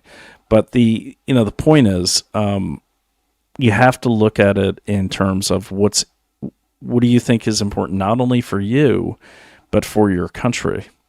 And I believe that the most important thing for America is to be the global hyperpower, actually. Superpowers when you have two, hyperpowers when you have one. That's the most important thing, okay? Because like Highlander, if you're my age, there can be only one, and there will always be one. And China has stated very, very plainly they want to be the one. And I don't want China to be the hyperpower. They cannot be the hyperpower because just ask the Uyghurs or members of Falun Gong who occupy all of their re-education camps and are most likely used, based on numerous reports, even by the UN, for live human organ harvesting. They just don't have they don't put the same value on life we do. Not the Chinese people, but the Chinese government. And I do believe the CCP, the Chinese Communist Party, is a criminal organization. I really do. And the way they treat their people is horrible. And don't believe the hype. You always see these beautiful images of China, and it's so nice. I feel so free here, constantly hearing this from these podcasters. I've been to China many times. It's a nice place. It's horrible pollution because they have so many coal burning factories. I love the people, are super nice. I love the food, but they are not free. My translator couldn't even cross the street at a certain point in China because his social credit score was too low. And it activates, and his Bluetooth on his phone, which you can't shut off, was picked up by the crossing signal, which has a Bluetooth transmitter, and his phone went off like an alarm, and he's over, kind of arguing with the cop, and we had to walk like 4 blocks to cross the street. I mean, come on. And that's just the tip of the iceberg. Let me see. I like to call it Goldwater. Goldwater's president 46, and we had a good, simple idea of simple good. Well, Vietnam's a whole nother animal. I can't go into that tonight. I'm going to have to go back to my college days and pull my books on Vietnam. But we inherited Vietnam, of course, from the French. Okay. And so they were observers, and we stupidly got involved in it. But, we're also fighting Cold War style wars back then, which were like containment wars. That's why we supposedly weren't taking territory in Vietnam, which led to a lot of deaths. There's a really good book by, I forgot the author, but it's called The Grand Delusion. It's about Vietnam War. I highly recommend it. I read it in college, but it made a lot of sense. The problem with the way we ran the Vietnam War, I think it was McNamara was the architect. We were doing a numbers thing. I think he came from Ford Motor Company on the numbers side. So his whole theory was, well, it's Vietnam versus the United States. We got more soldiers, so we're going to win through attrition at a minimum. What he didn't account for was China pouring in soldiers into Vietnam, fighting with the Vietnamese. That was a huge blunder. I don't, but yeah. So Vietnam, that's a different animal. And when you look at the Cold War style wars, which were about containing communism, they're kind of different. I would even say like the last Cold War style war was Desert Storm, Desert Shield, because we're containing something, and it's been said to be the last Cold War style war. So, but yeah, we could talk about, actually it'd be an interesting show to talk about Vietnam. I'd have to probably get a real historian on here. I'm, not a historian, though I like history, and though you need to know history to be an intel analyst, it doesn't make me a historian. But it'd be fun to get someone on here that knows a little bit more about that war than I do. All right. Trump is doing a good job. Cold War style war problem ended. Yeah, I hear you. All right. Everyone thinks that they have all the time in the world. Look at the toxicity of the planet. Oh my God, Jennifer, you're killing me here. Yes, I know. That's why it's good that China's production capability goes down, because they're one of the biggest polluters in the world. Okay. Easily. And what's really, really nasty about China and the environment? Like, China gets all this praise because, look at all these solar panels and everything like that. Well, China pushed the whole green bullshit on the world because they're the mass producers of the equipment for solar panels and windmills and everything like that. Meanwhile, they have so many coal burning plants, not only in China, but what China does is they export their pollution. They offshore their pollution. What does that mean? Well, the Belt and Road, those are kind of like countries that they do these toxic financing deals with. They're kind of beholden to China. So when China wants another coal burning plant, they put it in a neighboring country. Guess what else they put in their Belt and Road countries? And you can find this in the congressional record. Nukes. So you think Cuba was bad? Imagine that 67% of the world is in the Belt and Road. And in Pakistan and several other countries, there are existing ICBMs from the Chinese. So, but yeah, they offshore their pollution, and then that way they can have lower numbers for the international Greta Thunberg network of people, I guess. Don't do great term in midterms. We keep focusing on a reduction, putting money in. Special election more. Yeah, we need a lot of election reform for sure. But guys, look, even like, it's so important, like, you vote in the midterms. It's so important because it's not like things will get bad after Trump leaves office. Things will get bad in less than a year. Like, you think it was bad before with the Democrats in charge? As weak as the Republican Party is in terms of like the Congress and the Senate, think about what it's going to be like when you have a pissed off, vengeful Democratic Party in controlling Congress. You want to talk about open borders? Hell, they're probably going to like shrink our borders or so. I don't know, but it's going to be bad. It's going to be really bad. So yeah, like, I guess the thing to do is buy into ammunition stocks right now. But yeah, but it's so important because those same people that are pushing for the multipolar world, the whole network of people we discussed on a previous episode, but Tucker Carlson, Greenwald, Candace Owens, all this, Nick Fuentes, they're the ones that are, Jimmy Dore, they're the ones that are all telling people not to vote in the midterms. That's idiotic. They don't want you to vote because they want chaos. They want this country to get weakened, which lends to the multipolar vision. That's why they're pushing that. And I do want to point out to you guys, do a little historical research on Syria. Okay. You're going to find the same Jeffrey Sachs, the same Max Blumenthals, the same Kim Iversons, the same Jimmy Dores. They were all like pro-Assad as well. And where's Assad living right now? The former president of Syria, in Russia. All right. Tell everyone, go pray and hope they are making the right decisions. You know what? Jennifer, I don't tell anyone to pray. I pray myself, but I never tell other people to make their bed. I make my own bed. They can make their own bed. People know what they need to do. And, some people don't pray. What I always tell people is this: take care of your house, take care of your kids, take care of your family. Once that is locked up, make sure you're doing your job well, make sure you have income coming in, make sure your family knows how to be a family. And then you reach out to the neighbors. Okay. And then you see if they need help. And if they're willing, then you help each other. Okay. And then you kind of expand out to the next neighborhood, and, start right there, start right here, and then expand out.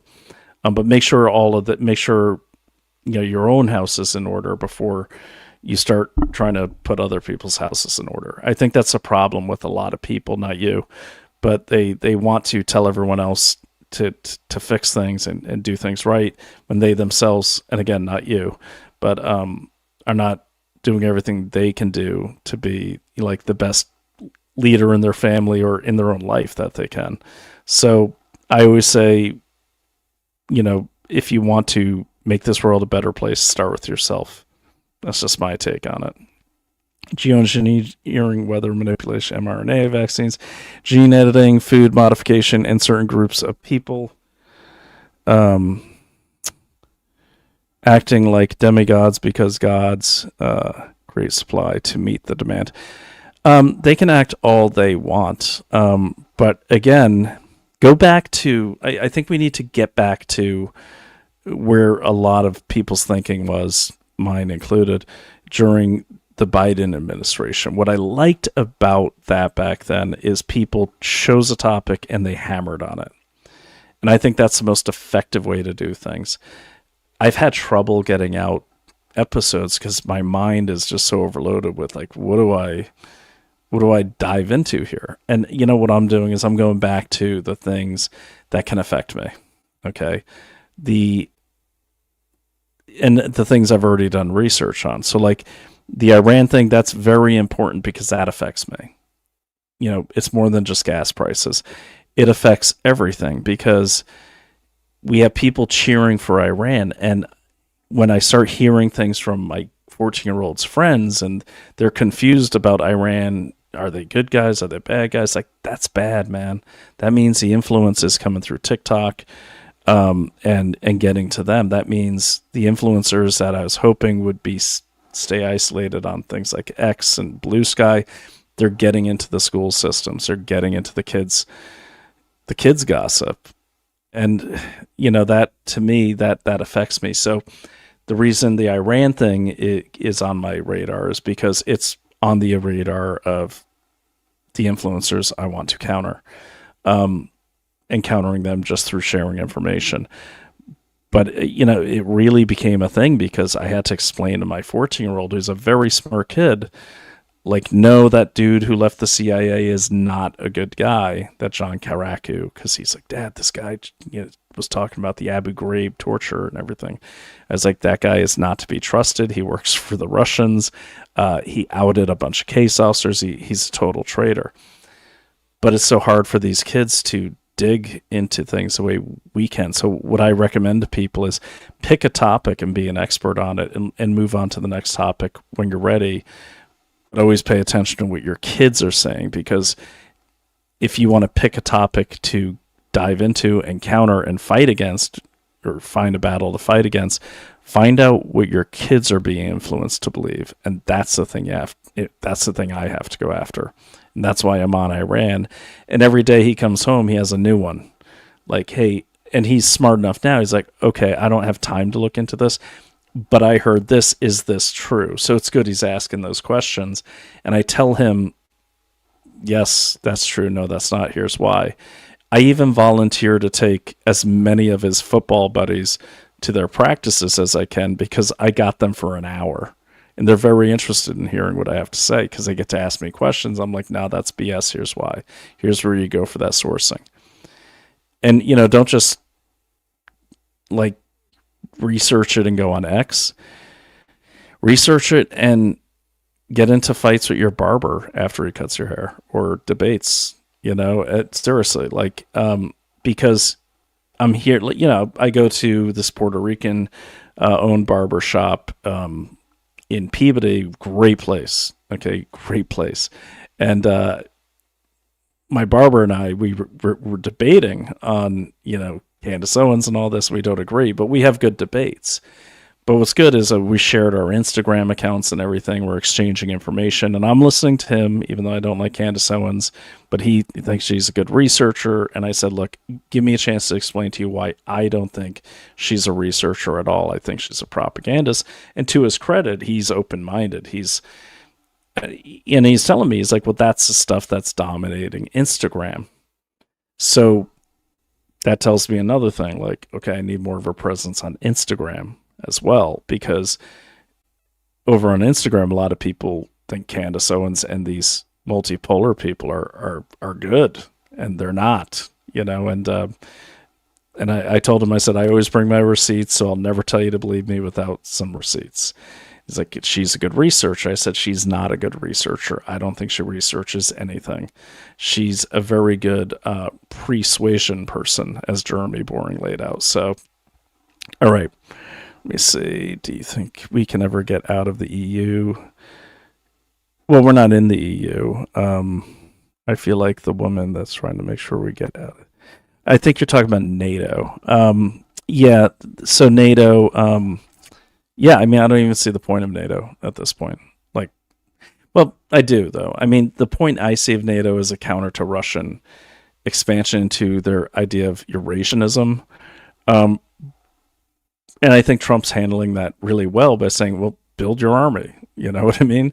Like, the more independent the European nations are to defend themselves against expansion, the less we have to be around. Like, it is in our interest to make sure that they can defend themselves. It's not our responsibility, but we do need to counter these multipolar threats. But we also need to counter the threat that is brought on by the EU, and that is kind of like the global currency and the one world, and nationalism. Like, we've got a couple spheres of influence. Like, we kind of help one and it hurts the other. We help the other and it hurts the other one. But we have to be careful. It's a balancing act. Like, okay, move them along here and then move them along here, but don't let either one of them get too powerful. Because there's the America First vision of the world, which is that third influential globe or vision, I guess. And that's the one I'm with. And that's what people need to realize. Soros, let's call them the Soros network, the Dugan network, so multipolar, globalist, and then America First as the dominant energy supplier to the world. I'm in that camp. But when you look at the Dugan network, it's like, okay, they're a good counter to the Soros network and vice versa. So you got to balance that, otherwise we'll be fighting both of them. And it's kind of leaning that way now too. And I think these networks have figured that out. Like, hey, we might have to work with the globalists, or what the Duganites call the Atlanticists. We might have to work with them a little to go after this new globe of influence called the Trump America First, whatever you want to call it. Confusing, I know. So I'm going to move on. God's creation was making humans think they are better than God. I don't think all humans think they're better than God. I honestly can't even perceive. I believe in God. I can't perceive God because God is omnipotent and omniscient. So, I mean, I don't know how any mortal would think they're better than that. And how do you define better?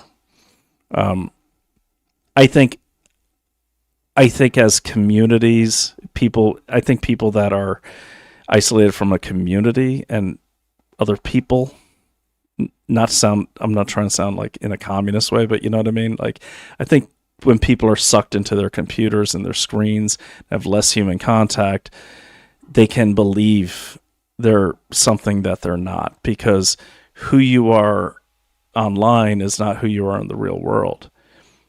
I could be the most popular guy on X, but will that help my son get an A on his math test? Will that help my daughter get through a difficult time she might be having in a relationship? No.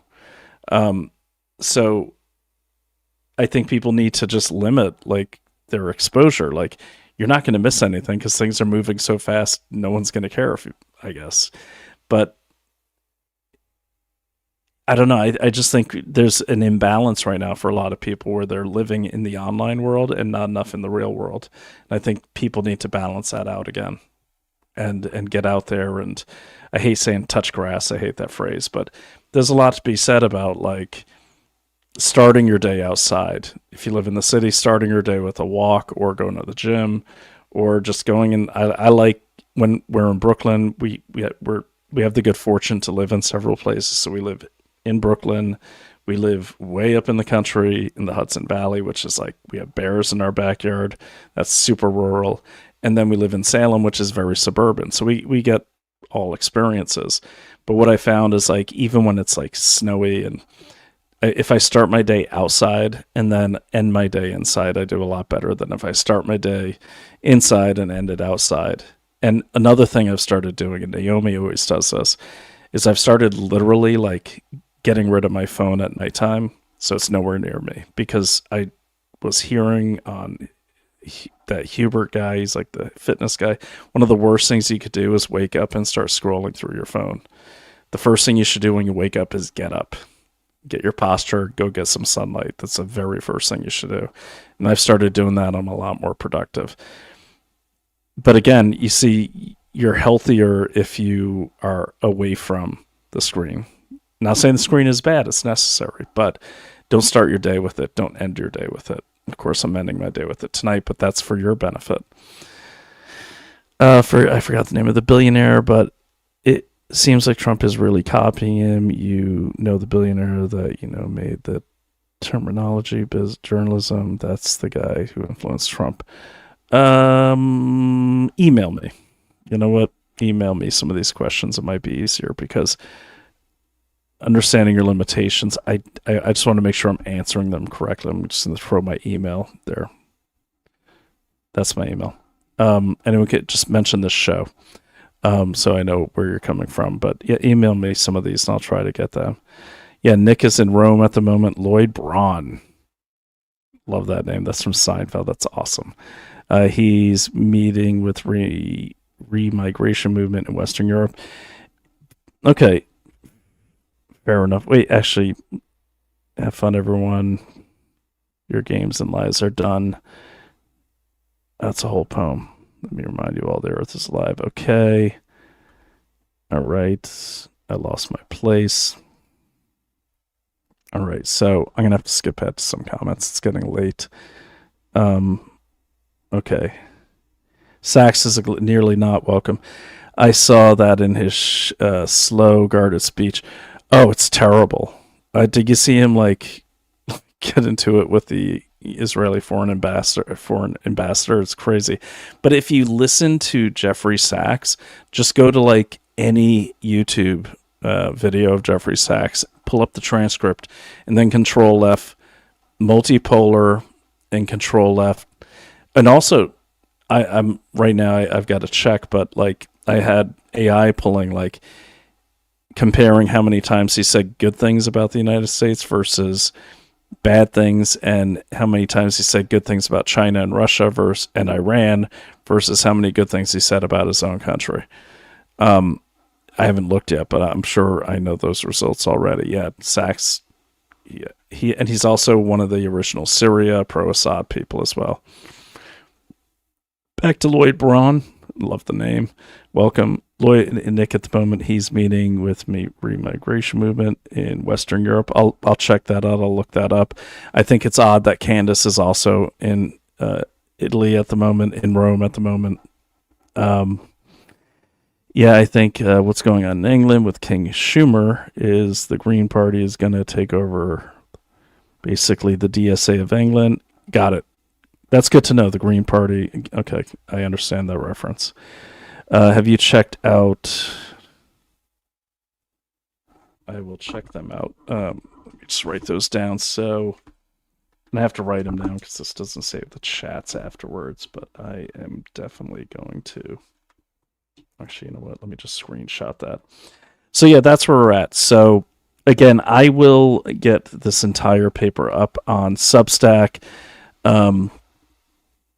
And you can subscribe to my Substack for free. Paid subscriptions are always the best. They're like $7 just because I don't get paid to do this and it takes a lot of time.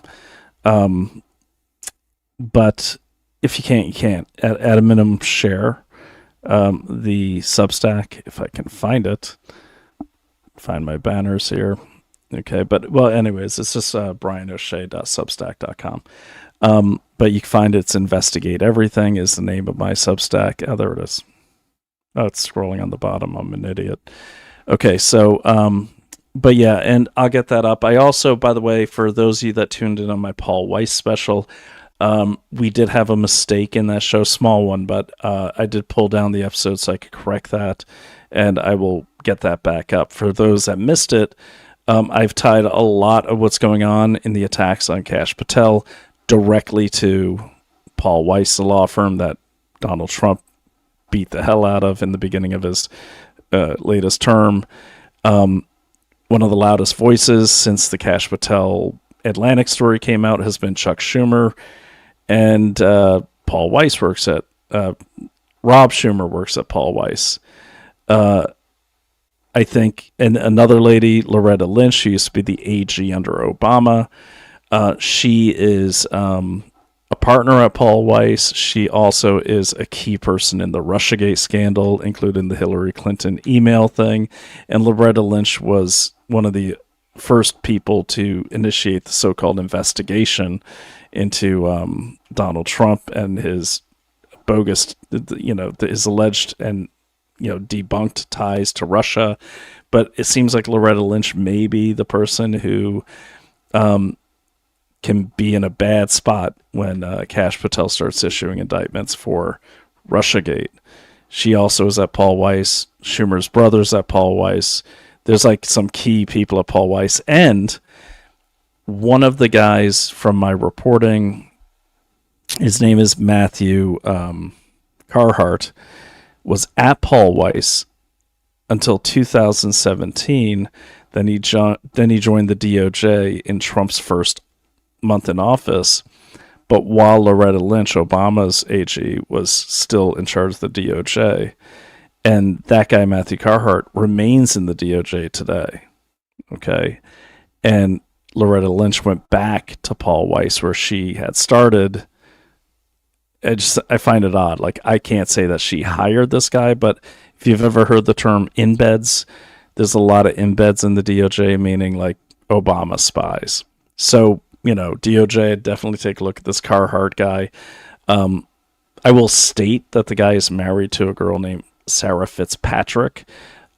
Sarah Fitzpatrick is also the name of the person that wrote the Atlantic article, but they are two different people. Okay, they are definitely two different people. I went back and I looked at the wedding photos, totally different girl. So don't fall into that trap. But yeah. So anyways, keep an eye on Paul Weiss, keep an eye on Guyana. We talked about that. And definitely going to take even more of a dive into Jeffrey Sachs.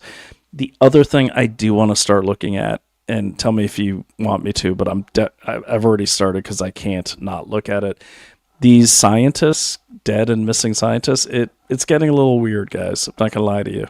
You may remember the guy that was shot at MIT, and then the shooter the shooter got to Boston, went down to Rhode Island, shot some random students, and went back up to Boston, shot an MIT guy, and then was shot and killed in a storage facility in New Hampshire. That whole thing is sus, and totally. And I started looking into it. Things moved on. I've got to look at it again because this kind of missing scientist thing is kind of freaking me out. I'm not going to lie to you.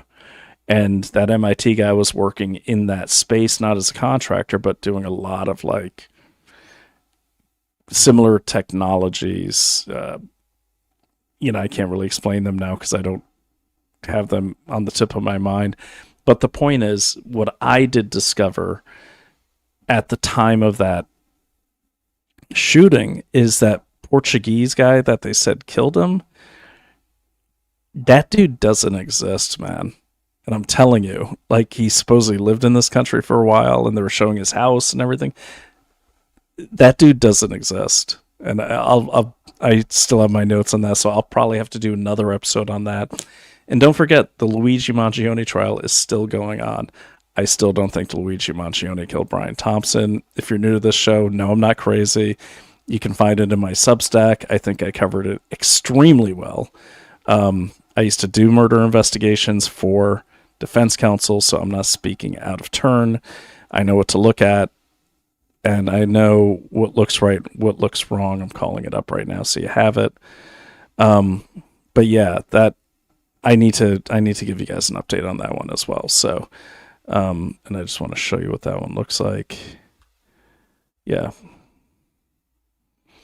So if you go to my Substack, here it is, you will see, definitely you want to pull this. This is a good, this is the way I used to do these murder investigations, is like with this level of detail. And I did this one way back, December 28th, 2024. But as you can see here, I go through everything from every photo, the fact that they misreported. They said they're looking for a male 5 feet 10 inches in height, in a cream color jacket, a black mask. So they're looking for this guy, and black gloves. Okay. But there's no gloves. There's no gloves. There's no cream color. There's no nothing. But there's not only that. I won't get into it. You can read it. But this is all people had to go on, and supposedly some girl that saw him at the B&B, like the name of the hostel, and at Amsterdam and 107th, supposedly recognized this from 10 days ago based on these grainy photos.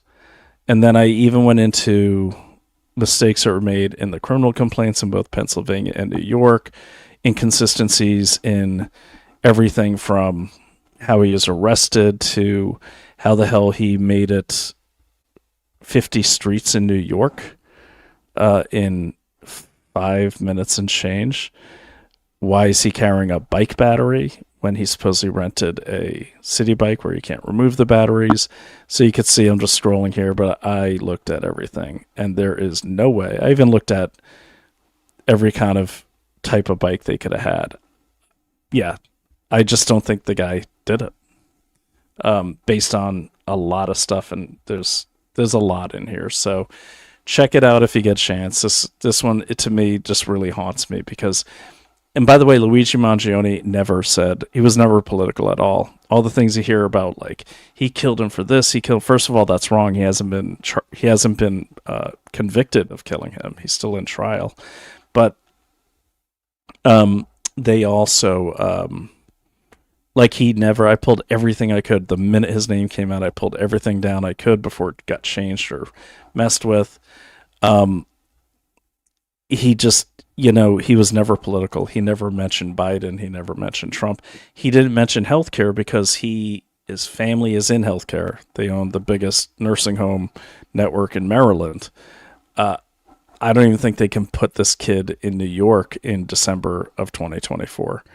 Okay. He was there at the hostel in November before anyone even announced the United Healthcare investors meeting. It wasn't anywhere. There was no way he could have known about that investors meeting when they said he did. Just the whole thing stinks to high hell to me. So, and it's not that I agree with what people are saying or the shooter's reasons. It's not that. It's just the facts don't add up. This kid never actually made any statements against healthcare or anything. That all comes from people like the People's Forum, which is the Chinese-owned one, who also has been pushing for universal health care. There's a lot going on with this case, and it's still prescient, I think. So check it out if you get a chance. But yeah, I want to look at that, and I want to look at, I got to look at these scientists. It's freaking me out, and I still have to go way back, the beginning of the pandemic, and we have to reopen that Bing Liu case because we never, ever did. And that one still, in my opinion, remains wide open. Bing Liu was the guy who was supposedly going to unveil some data computational structure of COVID early on, and then he was from Wuhan, and then he got killed.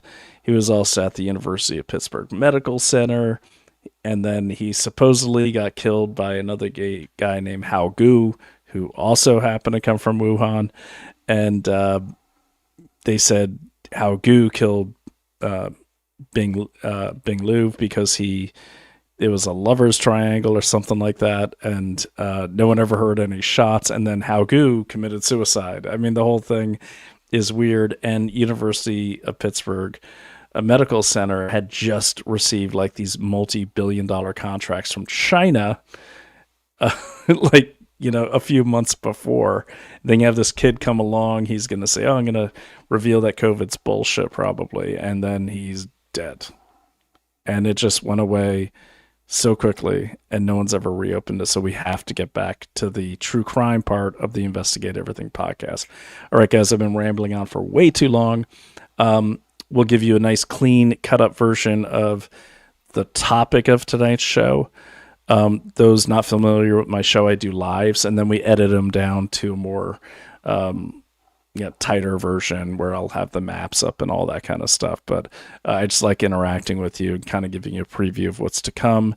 We'll see when the next show is. I'll try to. We're going to shoot for Tuesday and Thursday. I talked to my producer, and then me and Naomi, we're going to try to shoot for a show every Wednesday, starting probably not this Wednesday or later this Wednesday, but we want that to be Wednesday at noon. That one's called In the Lair. It's a lot of fun.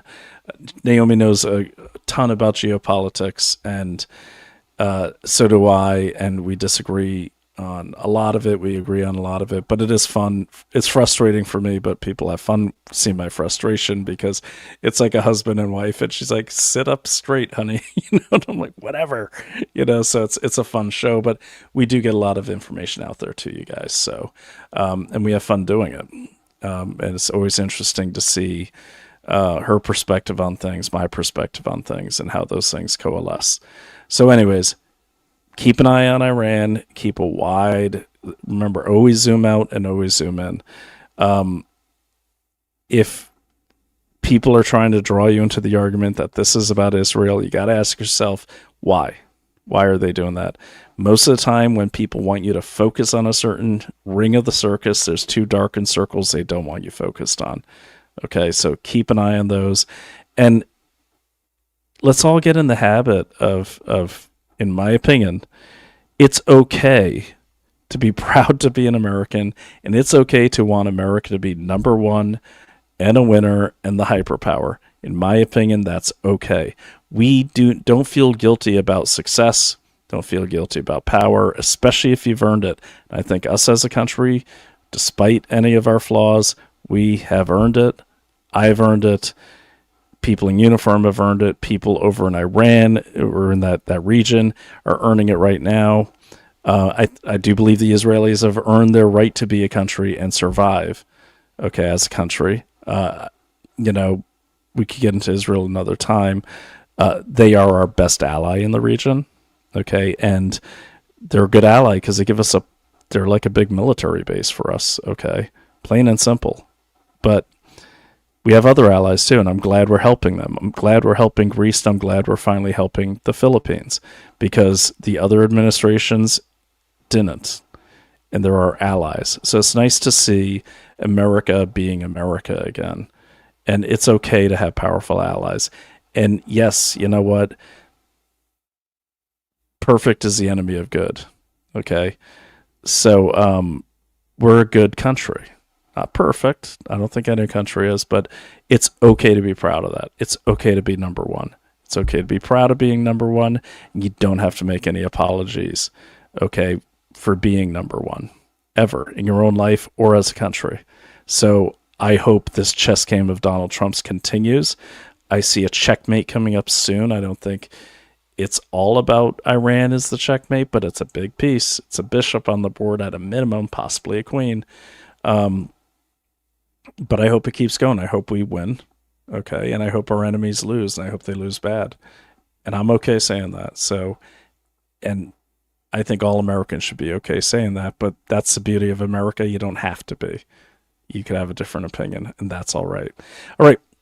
See you next time. This has been Brian O'Shea with Investigate Everything. I will talk to you all soon. Take it easy.